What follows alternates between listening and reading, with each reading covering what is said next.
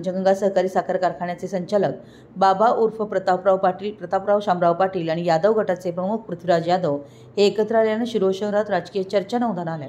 प्रभाग क्रमांक 4 मधील नरेंद्र माने यांच्या नवीन गाडीच्या पूजन कार्यक्रमात हे दोन्ही नेते उपस्थित राहिले होते। या कार्यक्रमानंतर दोघांचं एकत्रित छायाचित्र सोशल मीडियावर व्हायरल झाल्यानं राजकीय वर्तुळात विविध तर्कवितर्कांना सुरुवात झाली आहे। स्थानिक राजकारणात दोन्ही नेत्यांचे वेगवेगळे गट असून त्यांच्या एकत्र येण्याकडे कार्यकर्त्यांसह मतदारांनाही लक्ष वेधलंय।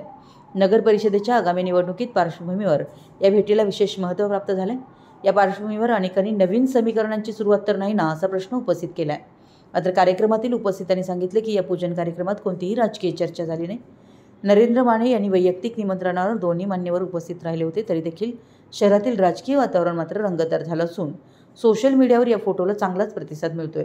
शिरोळ तालुक्यातील राजकारण नेहमीच चुरशीचं राहिलं असून स्थानिक स्तरावर नवीन आघाड्या व समीकरणं तयार होण्याची परंपरा आहे।